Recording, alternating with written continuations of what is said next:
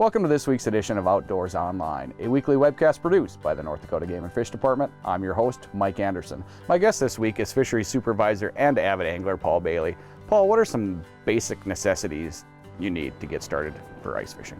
Well, the first thing, I guess, is always be aware that ice should never be considered 100% safe.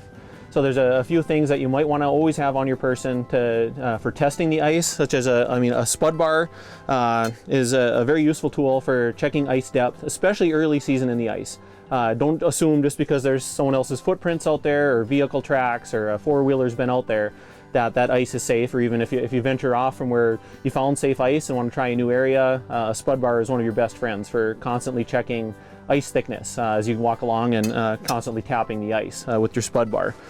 Second, very important piece of safety equipment are picks that you can use for self-rescuing. If you happen to fall through the ice, it can be very difficult, obviously, to climb back out, which is where these things, most ice fishermen usually have these around their neck that can be used to grip the ice and help slide back out if the worst does happen out there. So safety first. What are some basic equipment that we need to get started to ice fishing? Well, obviously, one important piece of equipment is a way to make a hole in the ice. There's a variety of auger setups out there, from hand augers that, you can purchase some of them for less than $100 really, to some drill setups. If you've got a nice drill at home, you can buy an auger attachment for that drill. There's electric ice augers, there's gas ice augers, propane ice augers, so you should be able to find something that'll work for you. A couple other important pieces of equipment then too are, one is a nice scoop for after you drill your auger hole that you can scoop the slush out of the hole. And then if you don't have an electronic means of checking the depth with a hot rod ice fishing setups that are out there, just a clip-on lead weight is a great way of checking depths to target the place you want to fish. Okay, the big question is, if you're new to ice fishing, where do you go? We're very fortunate in North Dakota right now with some of the wet weather we've had over really the last few decades, that we've got 400 plus fishing waters across the state to try targeting fish in. The three most common fish species in North Dakota are going to be your walleye, northern pike, and yellow perch. So that's what most people tend to be targeting ice fishing wise, are generally those three species. And there's a wealth of information out there through our North Dakota Game and Fish Department website on how to find a place to fish. So if you pick one of those species that you think you might want to attempt fishing for, our Game and Fish website, click on our fishing icon through that page. You can find lots of information on which different lakes have different species of fish. We recently did our early ice season webcasts, which are still available on the North Dakota Game and Fish Department website. And I believe our November issue of North Dakota Outdoors has some summarized information from each of our district fisheries supervisors where they think might be some lakes that would be good to target this ice season. Okay, if we're going to target walleyes, Paul, what's a basic setup? There's really two ways to fish for most different fish species in North Dakota. There's a more passive technique where what a lot of people call putting out dead sticks or tip-ups to target walleyes. And one common way of doing that with walleye is, this is a kind of a standard dead sticking setup here. You've got a fishing rod with a hook on it that you'd probably bait with a fathead minnow. And then this is what, there's a weight. You could use either some split shots above your hook. In this case, I've got a tiny little barrel weight up above there. And this is called a slip bobber that can slide up and down your line, which allows you to set this dead stick at a specific depth. Now, most of the time you're targeting walleye, and most lakes across North Dakota, typically fishing, I'd say, in that 10 to 15 foot range is a good place a lot of people start, but sometimes those walleye might be as shallow as 5 feet or maybe out as deep as 30 feet. And the slip bobber setup allows you to set the depth you're fishing to keep your bait usually within that 6 inches, maybe to 18 inches from the bottom. Another way that does work for walleye too are a tip-up setup. You set your tip-up to be a certain depth from the bottom of the lake. Again, walleye, I'd be targeting more that 6 to 18 inches probably, and the idea there is when a fish takes your bait, pulls it, it trips the flag and lets you know that you've had a bite there. One thing we should talk about, Paul, is there's some simple ways to find out how deep the water is too, and you have a weight that you clip onto your hook and you drop it to the bottom. Yep. A very simple foolproof way is one of these and you can just clip-on weights. Yeah. Yep. So that's what I'd use to set the depth on my dead stick or tip-ups. Clip this weight on. Use your line to feel the depth. Reel up so you're going to be 6 inches to maybe that 1.5 feet off the bottom for walleye, and you're ready to go. Those are a couple of ways. Any other ways to target walleye? Yeah, that kind of covers the passive technique where people might put out tip-ups or these dead sticks with a slip bobber kind of setup. North Dakota fishing regulations allow you to use a maximum of 4 fishing lines during the ice fishing season. So what a lot of folks will do is maybe set out 3 of those dead sticks or tip-ups to maybe cover a variety of depths out there from 10 feet out to 20 feet on some of our walleye lakes. And from there, using their 4th line as a more active fishing technique where they'll physically jig for fish using something like a walleye jig tipped with a minnow head.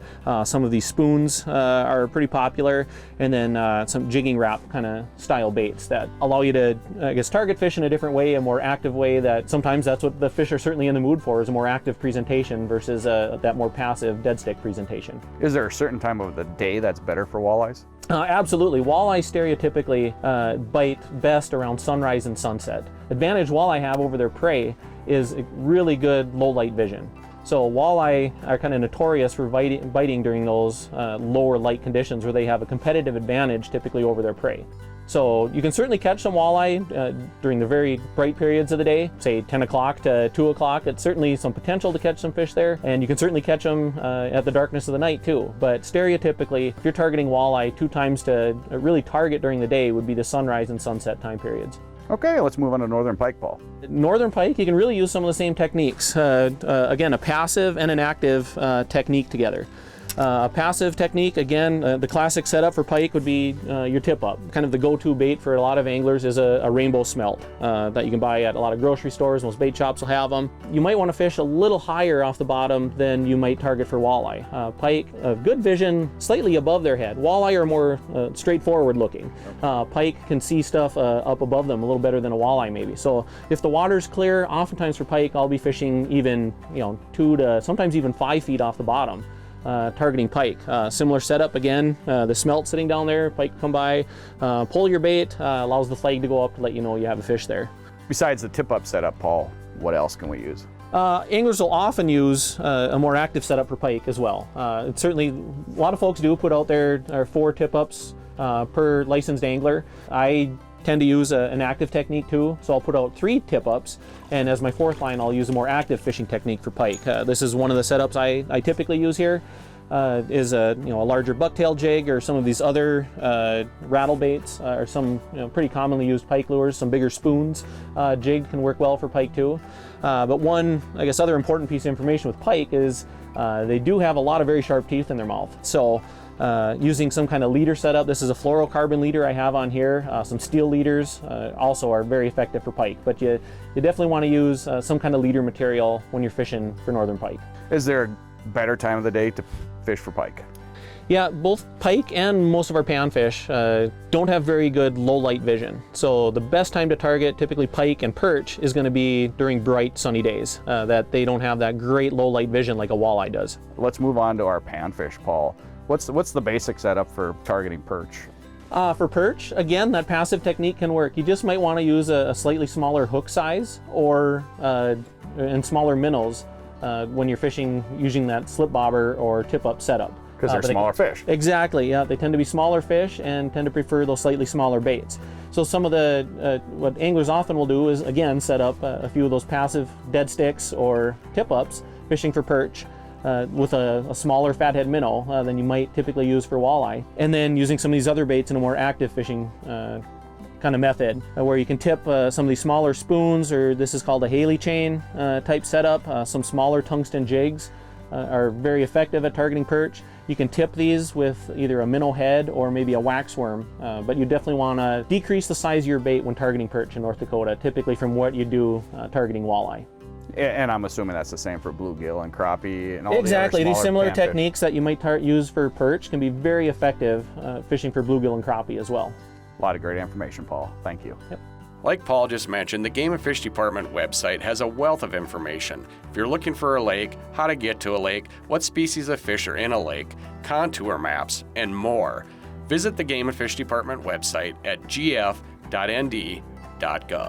For Fisheries Supervisor Paul Bailey and the rest of the staff here at the Game and Fish Department, thanks for joining us for this week's Outdoors Online. We'll see you again next week.